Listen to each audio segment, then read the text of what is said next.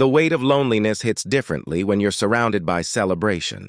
Sarah Mitchell knew this truth intimately as she sat at table 12, watching couples sway across the dance floor in perfect harmony.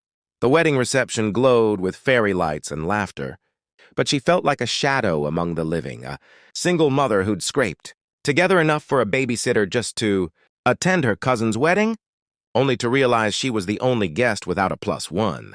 She smoothed down her modest navy dress, the nicest thing in her closet, bought on clearance 3 years ago. Around her, women sparkled in designer gowns while their partners fetched them champagne and whispered sweet nothings. Sarah's phone buzzed, another text from her babysitter, with a photo of her 6-year-old daughter, Emma, already asleep with her worn teddy bear. The image made her smile, but the tightness in her chest remained. This was her reality now. 2 years since the divorce. 2 years of shouldering everything alone. 2 years of pretending she was fine when people asked, "Is this seat taken?" Sarah looked up, startled. The man standing before her wasn't just handsome. He carried himself with the kind of quiet authority that made people instinctively straighten their posture. Tall, with salt and pepper hair and eyes that seemed to see too much, he wore a perfectly tailored charcoal suit that probably cost more than her monthly rent. "No, it's empty," she managed, confusion flickering across her face. Every other seat at the venue was filled. Why would someone like him choose to sit at her abandoned table? He settled into the chair beside her with an easy grace, extending his hand. "James Crawford. Sarah Mitchell." His handshake was firm but warm. She noticed he wore no wedding ring, though the watch on his wrist screamed wealth, the kind of understated luxury that didn't need to announce itself. "You look like you're debating whether to stay or slip out the back door," he said, a slight smile playing at his lips. Sarah let out a surprised laugh. "That obvious?" "Only to someone who's been in the same position." He glanced around the room, then leaned slightly closer, his voice low and conspiratorial.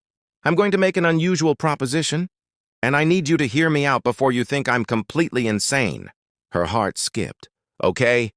Your aunt, the one in the purple dress who keeps glancing over here, with that pitying expression? She's asked you at least 3 times tonight about your dating life, hasn't she?" Sarah's cheeks flushed. "How did you—" "Because I've been watching her watch you, and the couple at table 5 has been whispering while looking this way. And I saw your face when the bouquet was thrown. You practically dove under the table to avoid it." His eyes softened with understanding, not judgment. "Here's what I'm proposing. Pretend I'm your husband tonight. Just for the evening. Let me run interference so you can actually enjoy this wedding without the pity parade." Sarah stared at him, speechless.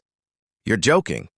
"I never joke about rescue missions." He reached over and gently touched her hand, a gesture that looked natural, practiced, like they'd done this 1,000 times. "My company is hosting a charity gala next month, and I've been dodged similar questions all week. I understand what it's like to be surrounded by people and still feel utterly alone. But why would you—" She shook her head. "You don't even know me." "Maybe that's exactly why." Something vulnerable flickered in his expression. "Sometimes it's easier to be honest with strangers than with people who think they know your story." Before Sarah could respond, her Aunt Martha materialized beside the table, her eyes widening with delight and surprise. "Sarah, you didn't tell me you were bringing someone?" James stood smoothly, transforming before Sarah's eyes into the perfect partner. "James Crawford, ma'am. Sarah's been keeping me as her secret." He winked at Sarah, with such natural affection that even she almost believed it. "I finally convinced her I was worth showing off." Martha practically glowed. "Oh, my goodness. Sarah, why didn't you say something? We would have adjusted the seating." She turned to James, already charmed. "What do you do, James?" "I'm in technology consulting," he said vaguely, which Sarah would later learn was his diplomatic way of avoiding saying he was the CEO of Crawford Technologies, one of the fastest-growing software companies in the country. As Martha fluttered away to spread the gossip, Sarah turned to James, her heart pounding. "Technology consulting? Would you have preferred professional wedding date?" His eyes danced with humor. "Come on, Sarah, let's give them a show worth talking about." What followed was the most surreal evening of Sarah's life. James moved through the wedding with the ease of someone used to high stakes negotiations, but every bit of his attention felt genuinely focused on her. He remembered how she took her coffee, black, because she'd mentioned in passing she'd developed the habit during late-night shifts when Emma was a baby. He listened when she talked about her work as a pediatric nurse, asking questions that proved he was actually hearing her, not just waiting for his turn to speak. When the slow dances began, he extended his hand. "May I?" On the dance floor, he kept a respectful distance, but his hand on her waist felt steady, grounding. "You're doing great," he murmured as she stumbled slightly. "Everyone's convinced we're madly in love." "Except we're complete strangers," she whispered back. "Are we, though?" His gaze held hers. "In the last hour, I've learned you put hot sauce on everything. You worry about your daughter's reading level. You choose nursing shifts based on which ones let you make her school plays. And you haven't bought yourself anything new in 2 years because every extra dollar goes into Emma's college fund. I know you hate pity, but you're drowning in it. I know you're stronger than anyone at this wedding realizes. Strangers? Maybe, but not completely unknown." Sarah felt tears prick her eyes. When was the last time someone had really seen her? Not Sarah the divorced mom, not Sarah the struggling single parent, but just Sarah. "Why are you really doing this?" she asked. His expression shifted, revealing a glimpse of pain he usually kept hidden. 3 years ago, I lost my wife to cancer. Since then, everyone looks at me like I'm broken. They either pity me or they treat me like a prize catch, the wealthy widower. Tonight, I'm just a man dancing with an interesting woman. No history, no expectations. It's the first time in years I've felt normal. Understanding bloomed between them, unspoken but profound.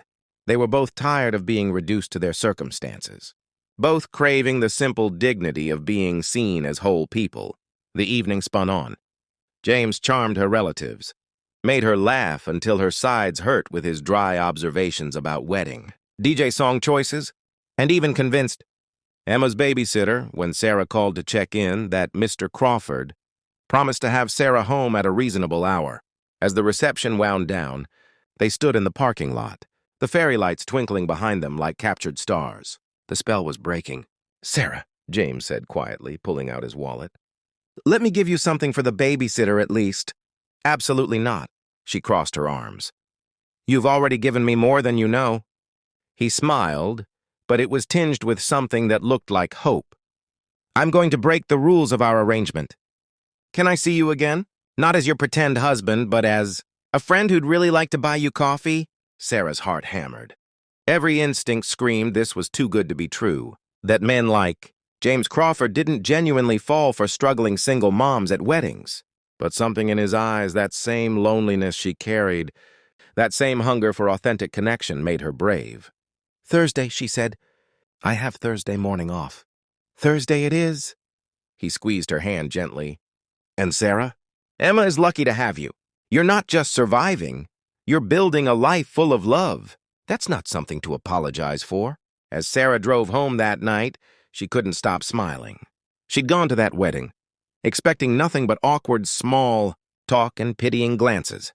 Instead, she'd found something unexpected, a reminder that kindness still existed, that human connection could spark in the most unlikely moments, that sometimes the bravest thing you could do was let someone see your loneliness and trust they wouldn't weaponize it.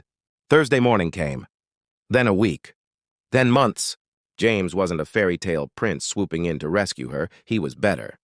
He was a man dealing with his own grief and loneliness, who understood that strength wasn't about never needing help, but about having the courage to accept it. Their friendship bloomed slowly, built on honesty and mutual respect. He didn't try to fix her life. He simply became part of it. He showed up to Emma's school plays, bringing flowers for a little girl who'd never had a father figure who stayed. And when James eventually proposed, really proposed, with no pretending, it wasn't about wealth or rescue.